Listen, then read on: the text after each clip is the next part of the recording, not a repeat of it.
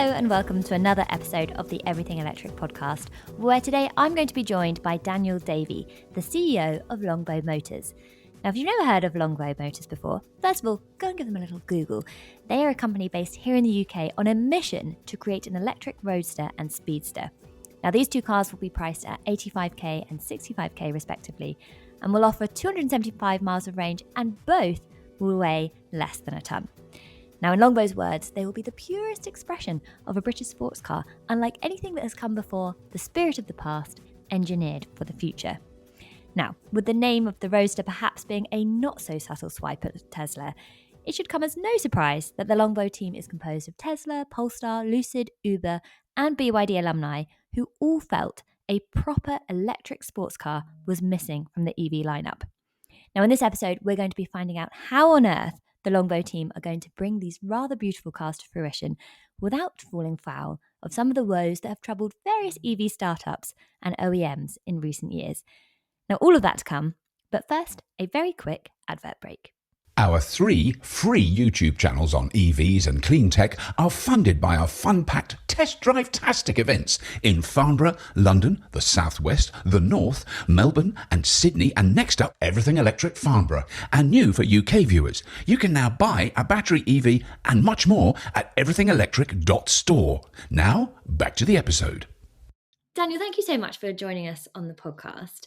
I guess first things first, for those who might not have, quickly gone to Google and Googled Longbow during the introduction, can you give us the pitch, paint a picture for us? What are these two fabulous vehicles that you're currently creating? Yeah, so Longbow, our mission is to change how the Earth feels about sports cars. So we do that with a range of products. Our first vehicle is the Speedster. So it's an open top freefall on the open road. So it's very much in the style of Speedsters that you'd be aware of. So the Elva, the Monza SP1, SP2, and really it's about experiencing the unrefined or like unfiltered wilderness when you're driving around on British roads. So it's an on-road performance vehicle. It's designed around driver engagement and around theatrics. That's I think the best introduction for Speedster.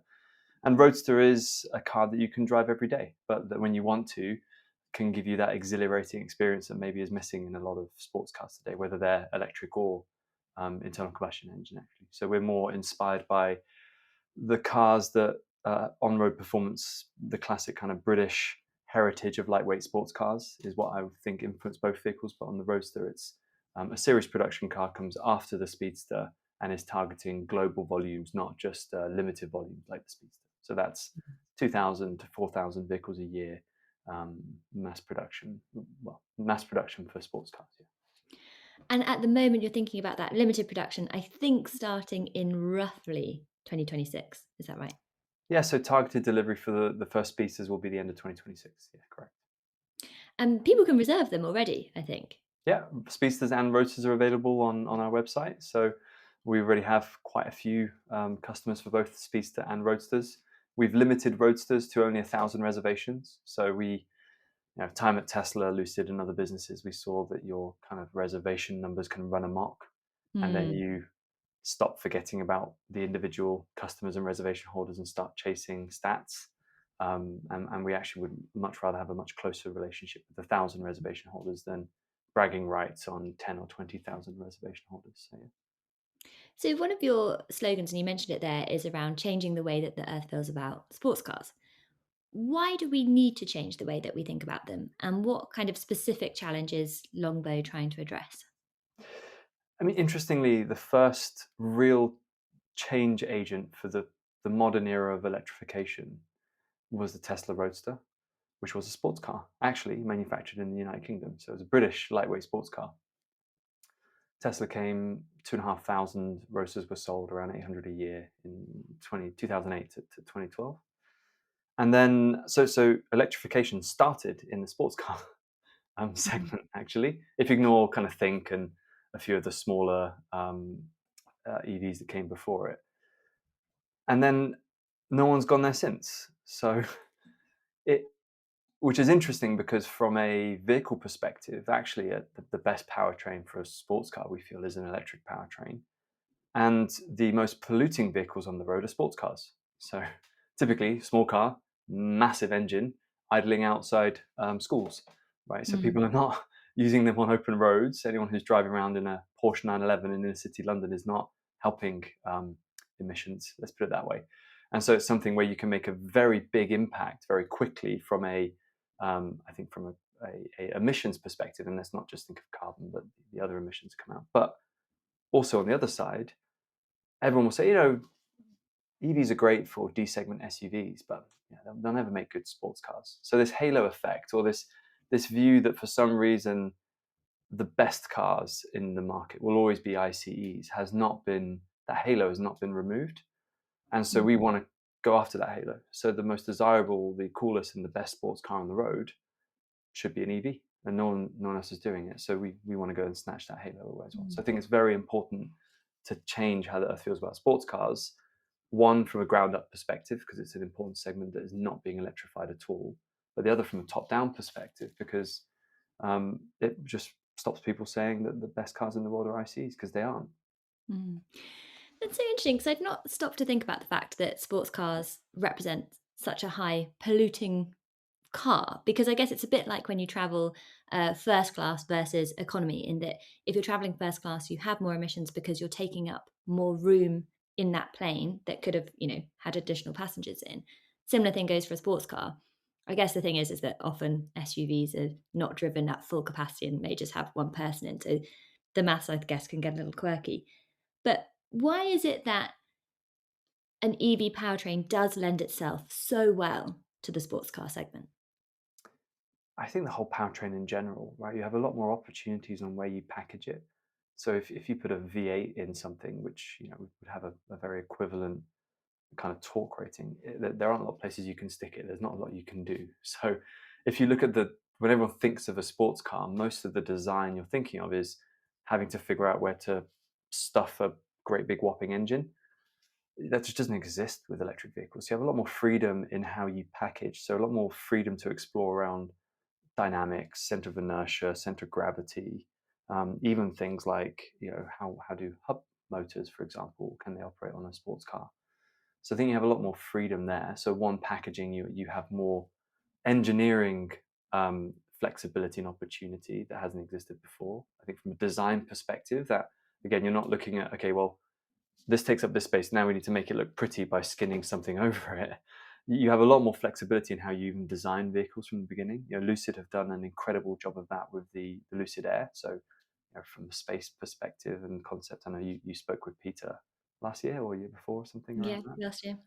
And then again, no one's really looked at that from a sports car perspective. So I think there's a lot of opportunity there. And then finally, just as a powertrain, right?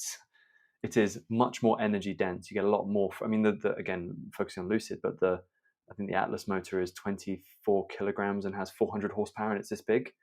There's nothing. There's no future, past or present, no physics that allow you to do that with an ICE. And we're early on in the electrification journey. So I think there's a lot you can do with a powertrain that is only a decade into being developed. So inherently, it is better, better power delivery, better response. The argument goes that there's less theatrics, but I don't think anyone's really tried. So I think if you focus on the theatre you can get out of an electric powertrain, I think you can deliver quite the experience for drivers as well. God, that is such a brilliant engineer's answer about the powertrain itself is so energy dense and we have so much opportunity here and we've only just started to skim the surface. And I think part of that opportunity is also enabled by the fact that, electric vehicles have taken some time to develop. And certainly the first electric vehicles probably didn't lend themselves as well to sports cars, A, because the batteries were more expensive, and B, because they were less energy dense. So it definitely feels like the timing is so ripe to enter into the electric sports car segment. But I mean, between yourself and your co-founder, Mark, you're co-founders. I haven't just made that. Yeah, and Yenny's our third co-founder as well. Yeah. That was it. I was like, I know that I'm doing someone a disservice here. But you have really interesting backgrounds. I mean, you've all spent time at Tesla, BYD, Lucid, I think Polestar and Uber. And I imagine that, obviously sometimes you create a business out of you see this huge opportunity. But I imagine you also created it out of some sort of frustration that your previous employers were not operating in that space. So I wonder if you could just share a bit about how this came to fruition, and when was it, how many beers had you all had together when you're like, we're doing it ourselves? I think anyone who's worked at Tesla or Lucid, others would probably have their share of frustrations. But I don't think it was born out of frustration. I think so I first joined Tesla 2010 with the Tesla Roadster program, and the company at that point, so I was employee 650. The product, the mission, was such an exciting phase of the company's journey. And I think Mark joined shortly after I did, or just after I left the first time around. And I think for him as well, that phase of the business was so exciting. And it became and is a very, very large and most valuable car company in the world, and becomes a political machine churning out millions of cars. Right, the customer is no longer at the center of it. The team, that it's done. Right, there's a lot to do now, but the interesting part is early on. And same thing for I joined Lucid very early on, and great company, but again very large business churning out those cars. So I think one is drawn to the phase of company you have early on, and the excitement of launching something and building something from nothing. Very Mm, exciting, especially with the benefit of hindsight. Because I remember the first time around at Tesla, we had no idea how to sell an electric car. And if anyone ever thinks it was easy early on at Tesla, try selling an electric car when no one's heard of the brand and there are no chargers. That was what we had to do, right? yeah. Um, what's Telsa? Where do I charge it? There's and it was £120,000 at the time, so it wasn't cheap either. So I think one is drawn to the phase of the company, and the other is, again, we're very focused on the sports car segment, because Mark and I are both car people, and we're car people agnostic of powertrain, generally, and we just really think that, and that's where we started. We really think that an electric powertrain and lightweight sports car would be very cool, and then we looked at the business case underpinning it. We looked at the route to market. And as we got, there's this thing at Google Moonshots where the main objective of Google Moonshots is to kill an idea. So your Mhm. performance metrics are how many ideas did you kill this week? Because if an idea survives killing, then it's a great idea. So I think at every stage of this journey of Longbow, we've interrogated from every angle. We've got an incredible board of advisors, and seen that it's not Mark and I being crazy. It's a great concept. It works. The engineering is sound, and we have, after launch, such great response from customers, press, and Mm. everyone that we need to do it now. I wonder if one of those pre-orders or reservations may come from a certain Elon at Tesla.com. Because I adore chatting to people who work within the automotive industry, because they know exactly which other companies are buying their cars, tearing them down, taking a little look inside. And it just wouldn't be a surprise to me if he may procure one for little Do you know what? Tinker. Interestingly, I think the point where I realized I should leave Tesla second time around, so I joined as employee 33,000. So I remember in the beginning it was David versus Goliath. And there was a point when I was at Tesla second time round where a level of confidence and maybe arrogance of Tesla's position as indomitable started coming about, right? So I think when as a company you shift from being very humble and striving to be best, and Mm, striving to earn your customers' delight, when that shifts, you've probably shifted as a company. So I wouldn't be surprised if many manufacturers don't think we'll make it, and if many manufacturers don't buy our cars, which is mm. fine for me. We'll just deliver a Roadster before Elon. That's what we have to do. I think that is a great ambition. Um, so I guess on that, there are two things that I really, really want to ask you. The first is around your board of advisors, because every time I've received a press release of who, insert name is joining a board of advisors at Longbow, I'm like, what? How on earth did you make this happen? And two, as much as you have really, really scrutinized the plan and really understood the business case, and we'll get into some of the technical details around manufacturing as well, there are so many EV startups that have come and gone. And I'd love to get your perspectives on why you think Longbow is slightly different, and also why you have that incredible board of advisors and what they see in Longbow as well. I couldn't agree more on the board of advisors. So first of all, the main reason we feel that they're a great board of advisors is just as people. They're wonderful people to spend time with, and very personable, very honest, have a high level of integrity across all levels. That's very important for us. Um, I don't think we believe in advisors just as heads that you stick on a slide to show how good you are. So they need to be advisors and offer valuable advice and differing advice. So the advice we received from Mike, from his time at kind of taking McLaren through the journey he took it through, is very different from Michael van der Sande launching Alpine, or Dan Balmer kind of growing and building out the Lotus retail network. So their advice is there's overlap, but generally they all have a different field of expertise and complement each other really nicely. And most of it just happened with a conversation, just an honest conversation where we spoke to them, told them what we're doing. They went away and then mulled it over, and then a couple of weeks later we'd have another deeper level conversation, and they'd ask more questions. And then I think it was only after they were happy with the answers we gave and they did their own due diligence that then they, we were fortunate for them to join us. So I think they definitely did their homework, and we didn't need to do ours because their names kind of speak for themselves. So yeah, we're very happy to have them on board. And maybe why is Longbow different? Just before we come to that, can you give, just for the benefit of all the listeners, just rattle off those names and their sort of alumni companies? So Mike Flewitt. So Mike Flewitt was the previous CEO of McLaren. I think he took it all the way from the P1 until the acquisition by the Sivan, the investment fund of UAE, as well as establishing, I think it was the first CEO of 47. Yeah. Yeah. So incredible background. Before that, I think he was VP of global manufacturing at Ford as well. So, but even before joining McLaren, had incredible experience. And then Michael van der Sande. So Michael van der Sande actually was at Tesla before me, was one of the first chief commercial officers, reporting directly into Elon. We call it the Icarus zone, where you fly too close to the sun and then you don't last. One remove from Elon is the best place. If you directly report to Elon, You've got a you've fire shield there. yeah, don't fly too close to the sun. So he was in Icarus zone. Then he was chief commercial officer at Aston.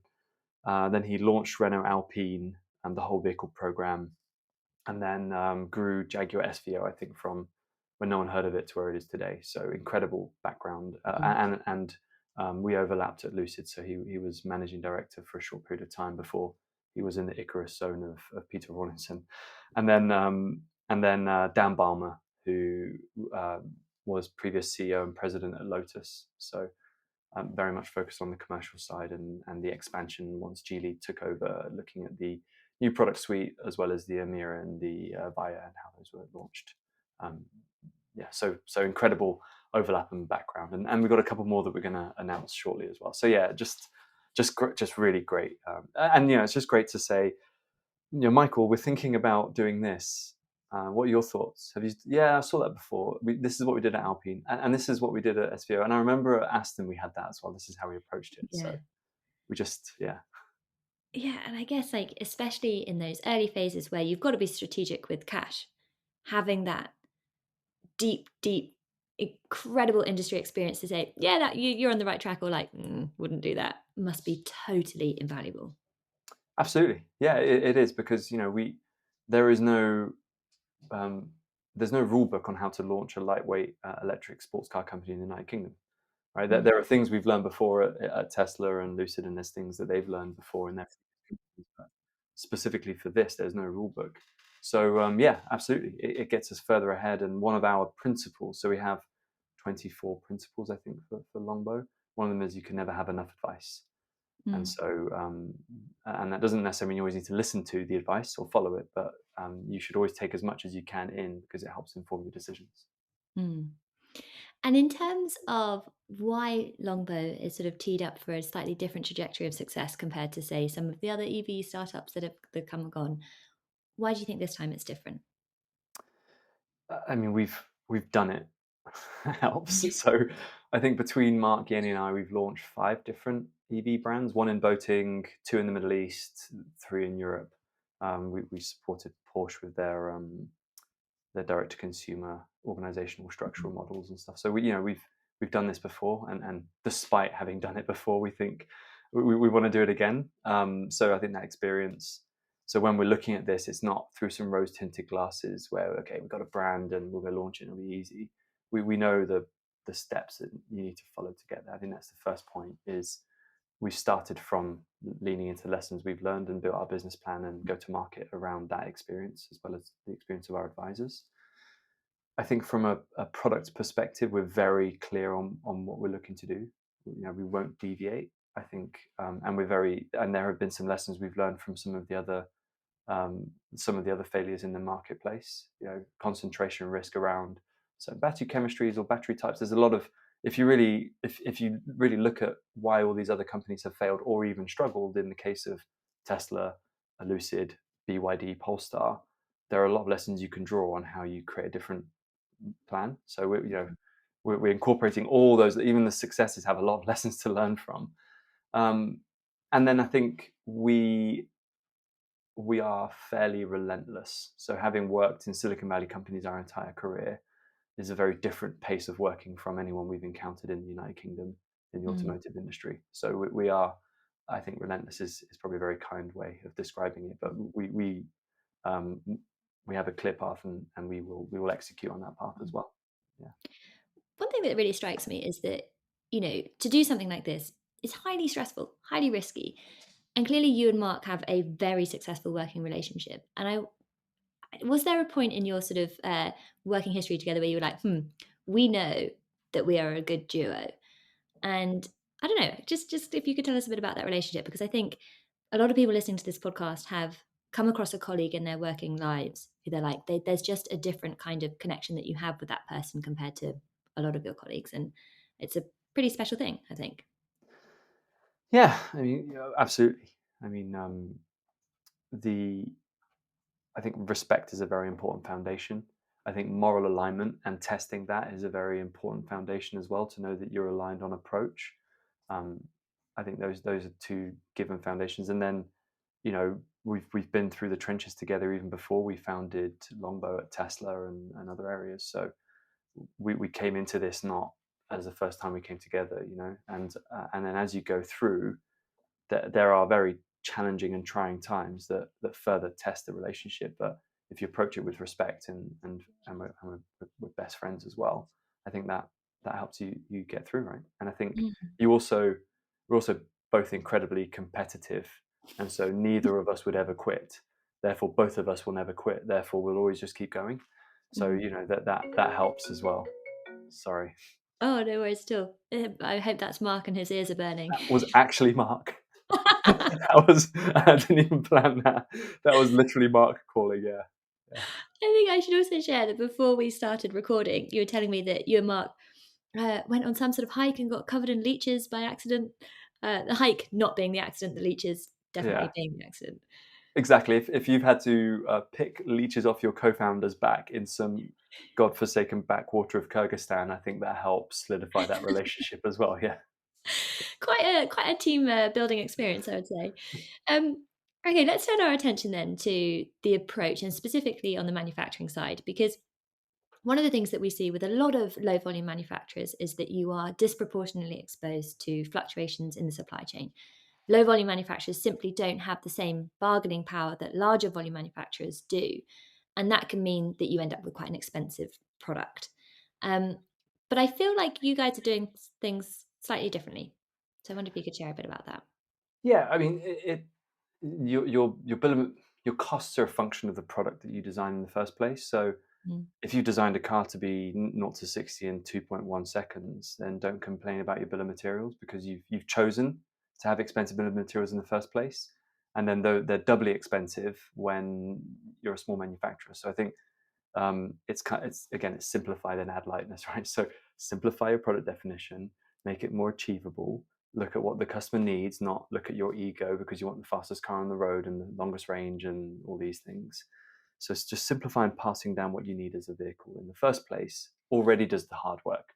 That's the first thing. I think secondly, even just in the last 2 years or 3 years, the cost of, per kilowatt hour is dropping. I think I read the other day, average cost per kilowatt hour by 2030 is going to be $60 per kilowatt hour at the cell level, which is, I think Tesla was paying $2,000 per kilowatt hour in 2010, maybe more.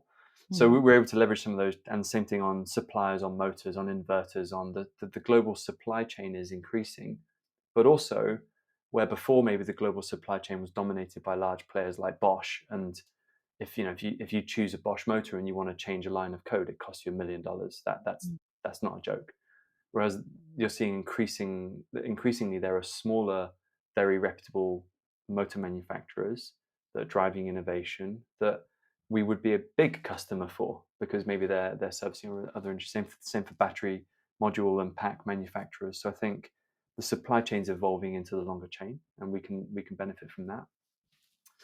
But and then it's just, as a program level, it's just relentless focus, right, on your bill of materials, weight, and cost every day, and just not accepting it going up, and finding ways around it, and just again being fairly relentless. So I think that then there's no secret sauce there, benefiting from some of the macro factors. I think focusing on a very the right product definition from the beginning, because if we said it had to do 0 to 60 in 1.1 seconds with SpaceX boosters, you're adding cost, complexity, weight. So yeah, I think those are the key pieces. I mean, as you say, it isn't rocket science. Having that very, very clear product definition from the start is going to avoid scope creep and suddenly cost creep and all the rest of it. So you've kind of alluded to this a little bit already, with the idea that, it's not going to be the absolute fastest car on the planet. And I think I've heard you speak before about not over-speccing. And for a product that is fundamentally quite an emotional purchase, it's not the most practical car in the world, it's not the most rational car in the world, how do you begin to go about that process such that customers still get that surprise and delight and joy of the craftsmanship? So we, as I said before, we have 24 principles, we have a mission, and we have 3 core guiding principles. So the first one is simplifying the design, engineering, manufacturing process without compromising, focusing on beauty, authenticity, and connectedness, not on stats. And the final one is adding lightness to the program through decentralization, the right partners, and a relentless pursuit of excellence, not building empires that procrastinate. So those are 3 core principles through which decisions and as a company and a product level are viewed.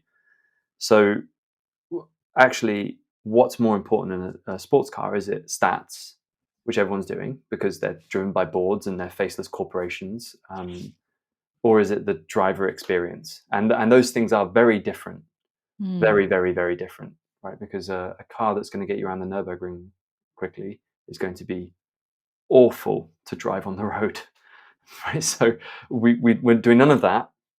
We're focused on an on-road performance car from the beginning. So just by focusing the product on an on-road performance vehicle, we strip out weight, we strip out cost, we strip out complexity. It's already going to be nicer to drive because we're not trying to get an ego lap record time with big fat tires and 2,000 kilowatt motors, whatever it is.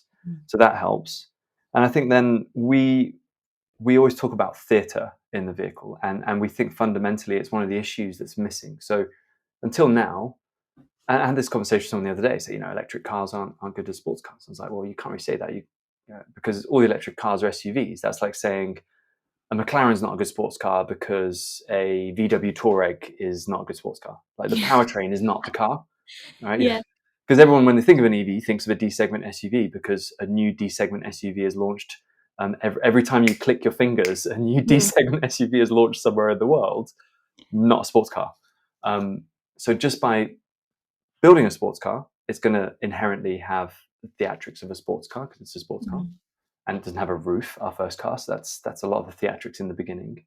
But then we're very focused on driver engagement. So tactile interfaces, not looking at stripping, not having hyper screens and these kind of things. So the cockpit experience is going to be very tactile. It's going to be very elemental, and it's going to engage the driver. So I think I feel like I'm getting around on the question, but I think that's how you bring it together.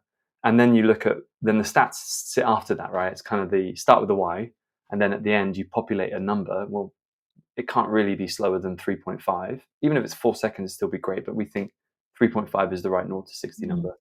250 to 270 miles range is the right range number. And that comes afterwards because we've defined what the car is and more importantly, maybe what the car isn't as well. And also that 0 to 60 number, which ultimately is quite arbitrary, but 0 to 3.5 or 0 to 4 will feel extremely quick when you're the car is lighter and smaller and you're more exposed to the elements. Yeah. Like I know that I've said this about 1,000 times on this podcast before, but I remember the first time I rode a motorbike. I shouldn't say a motorbike, a moped. Who am I kidding? And I felt like that exhilaration, and I thought this was the most amazing thing. And you look down, and I was going 25 miles an hour. So it's like a Yeah, relative absolutely. as well. Yeah, I remember early days in Tesla with a Roadster test drive, and this gentleman showed up with an Albus 39 Special, which is like a 1940s. If there's a real petrol head, they're going to correct me on this, maybe 50s sports car, and he let me drive in it, and I was doing 60, and I was terrified. Yeah. Absolutely terrified, but exhilarated. So I think you are exactly right. I think driver assistance features. I think all the cabin things that makes it silent, double wall, and removing all the experience from the vehicle. You homogenize that experience, and then all your effective experience just forward and sideways motion. There's no other theater. It's just you could be in a centrifuge, right? For all you care. That's your experience. So the thing that this really sounds like it's boiling down to is that deep consideration to the drivers and the experience that they're going to get. And I love asking this question for new companies, or newer companies, sorry, because you don't have that legacy of the brand to kind of draw upon. And I know that somewhere on your sort of Google Drive or whatever drive, there will be a who do we think our customer is? So who do you think the customer is? What do you picture? I mean, we know who our customers are, so we've spoken to every single one of our reservation holders. So we don't need to guess. We know who our customers are. And we, not by accident, very purposefully make the Longbow proposition universally appealing. So we're not looking at saying, okay, we're targeting the eco warriors, and we're not targeting the extreme petrol heads or the collectors or the even, I would say, particular nationalities. So I think we very purposefully communicate our brand and our product in a way that we think appeals to a core crowd of automotive enthusiasts, but I think also technology enthusiasts that may be looking for something that isn't on the market currently. So it's a bit of a cop out, but it's kind of everyone, and we don't want to. I think we will do things on the car that if someone's really at the performance end and they really want something super special, they can get and they will have the opportunity for. But if someone's just they want to use it as their daily driver and they want a two-seater sports car that's electric, but there's nothing else in the market, and they like design and they like what cars look like, that it's priced accordingly that they can also buy it. So purposely, even from a pricing perspective, it's designed to appeal broadly, and that's it's not Marmite. So yeah, it's not Marmite. So I think you can have a product, and we'll get into like the ethos of timeless beauty at some point as well. But you can have a product that is not Marmite, but isn't beautiful. And I'm going to say the Model 3. Even from the very beginning, I think it's a great looking product, but it's not. You're not going to put a picture of a Model 3 on your wall. Right? So that's a level of beauty and design that is not divisive, but it's also not inspiring and exciting. And then you can have beauty that is timeless and people put on its wall. And I think we're more inspired by that. And I think that as I said, right, one of our core principles is focus on beauty, authentic, and connectedness. And I think as a brand, as a product, those are the key things for us to communicate, because I think then people will buy it because it's beautiful. People buy it because it's an EV, or they'll buy it because they want a driver's car and they like going out for drives on a Sunday. So we want to stay fairly broad in our customers. So I'll just share this with you because we went to the pub and we were meeting a number of people who work for Callum, which is the design agency set up by Ian Callum, former Jaguar designer. And Ian Callum was there. And we parked at that time, the Model 3, got out, went into the pub. And Ian Callum said, "Oh, how did you find driving your appliance here?" Which I think is probably a little bit harsh, but you're so right. It is an iconic car for many, many different reasons. And I'm not going to get into the Tesla debate. But the spirit of what is beauty in a car is it's a hard thing to describe, but when you see it, you know it. And I wonder well, first of all, who designed both the Speedster and the Roadster for Longbow? And two, how did you ensure that timeless beauty really came to fruition? We've been very clear. So Mark and I and Yenny, we've been very clear from the beginning on what the car is and what we're looking to achieve. And again, very much inspired by cars of the 60s and 70s and 80s. Nothing after that, maybe tail end 90s, but nothing beyond that. So that's really where we draw inspiration from, and then work together with Vant Design. So father and son pair, Chris and Jonathan Gould.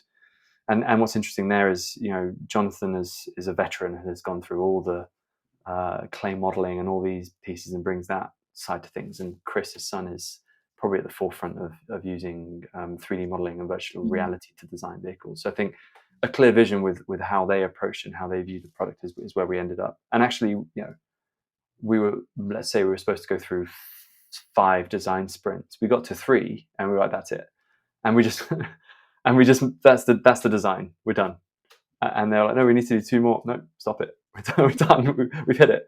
And then you iterate a little bit, but we arrive. And just final thing on there, not a lot of people know, it's actually the duality is key to it. So when we initially viewed it, there's this duality of it being an electric vehicle, but then wanting to be inspired by classic design. So if you look at the car, there's a 2-tone paint scheme for a reason. The rear of the car is supposed to be the more modern aspects of the vehicle and automotive and the electric powertrain, and the front is a skin that's stretched over the vehicle that represents more classic design and more classic vehicles. So that concept of duality, I think, helps us achieve that. And if you really look, there are not a lot of cars in the market that have actually 2-tone as their core design aesthetic. So I think that helps us achieve it as well.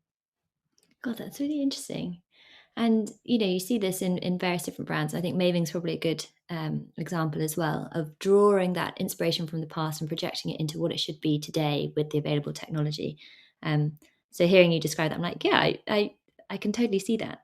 Now, you've chosen to have your operations here in the UK, which I would say is well, there's an abundance of automotive talent, so that makes total sense. But it's not necessarily the easiest place to set up manufacturing operations. And I think you said earlier something around decentralization, and I know that contract manufacturing comes into this as well.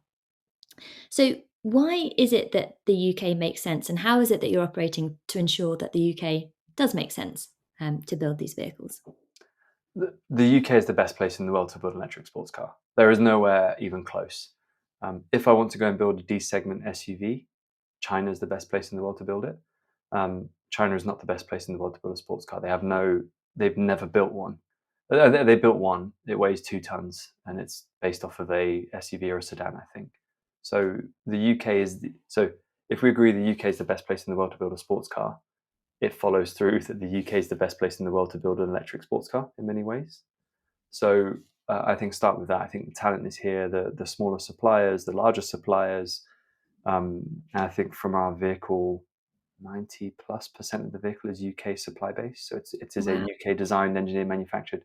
Our battery modules and pack are British, motors British, panels, brakes, suspension, steering. Most of the car is British. So it is a British car. It's a British car company. It's the best place to build it. And you talked about talent as well. So engineers on anything from, CFD, fluid dynamics, all the way through to suspension engineering and brake. It's the best place in the world for it. 8 of the 10 Formula One teams are based in the UK. So it is the best place to build it. And we have a rich history of building lightweight sports cars.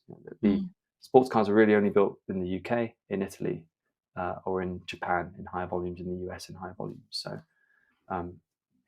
I think I see that evolving even into the electric powertrain as well. Not that we're working with them, but Yasser, as an example, is incredible technology, and they're just one example of a number of other suppliers that are evolving out of the UK for electric vehicle supply chain as well. So, and I think moving forward, the government really understands that. The new Advanced Propulsion Centre Drive 35 initiatives around government funding really recognise that, and they're looking to support the supply base, looking at supporting OEMs and manufacturers like us. So I see it as continuing to be, and we want to be a big part of growing the UK as the best place to build electric sports cars. God, what a hopeful answer. And I don't mean that hopeful as in your answer is hopeful. It's a very pragmatic answer, but definitely gives a lot of hope to the UK automotive industry. Do you see that continuing as you hopefully take the Roadster beyond the low volumes that you described and scale up those operations as well? I think so. I think, again, everyone says low volume manufacturing, but we want to be at 10,000 units by 2030, which is, by Tesla standards, tiny, but in sports car world, I think reasonable. It's 250,000 odd sports cars are built a year, so not a huge part of that, but 5%. I think the UK is a great place to build it. I think North America is going to be a key market for us. So even if the base platform and the majority of the vehicle is here, and we do some final assembly in the US, I think the UK will always be the base of our operations, the main manufacturing footprint for us, and where we want to build jobs and build capabilities and build IP and everything. It's part of our DNA. We are Longbow. You can't. I don't think Longbows were ever made in North America. So yeah, it would be weird for us to build our cars in North America. Now we're coming to the end of this podcast, and it's evident that you have this kind of very laser focused vision of the future and commitment to the mission and everything that it's going to take to bring these cars to life. But I imagine there are also days where it's like, oh, come on, this is a little bit frustrating. So if by the power of the podcast, you could be granted a wish of something that would just make this whole journey a little bit more straightforward, what would you wish for? I think the wish of awareness. I think people to be aware of what we're doing, how serious we are about it, and that we're much further ahead than people would think we would be at this point. We'll have some exciting things to show very shortly as well on the road. So power of awareness, because that's the start. So I think people first of all need to be aware that Longbow are doing what we're doing and why it's important and how we're going about it. And I think that leads into we're at the start, and by 2030, 10,000 cars. So yeah, we need to now get more and more people aware of it, and then start delivering on the promises that we make. Well, I hope that this podcast at least contributes to that. And if not, then we'll just have to do an episode where we review one of the beautiful vehicles. So that needs Absolutely. to come soon. Absolutely, yeah. Thank you so much to Daniel for taking the time to join us on the podcast. I personally found that a really fascinating insight into what it takes about the combination of having the right timing, the right experience, the right focus, the right product. And I really have everything crossed to hope for their success. We will, of course, be following their journey super closely. But that is all that we have time for today. Before you go, if you could do us the honour of liking, subscribing, sharing with a friend, or all of the above, we so appreciate it. I cannot tell you how much we appreciate it. It really, really does ensure that we can carry on speaking to interesting people like Daniel Davey. Thank you to Louis from our team who'll be editing this particular episode. Thank you to you for listening. So yeah, if you have been, thank you for listening and watching.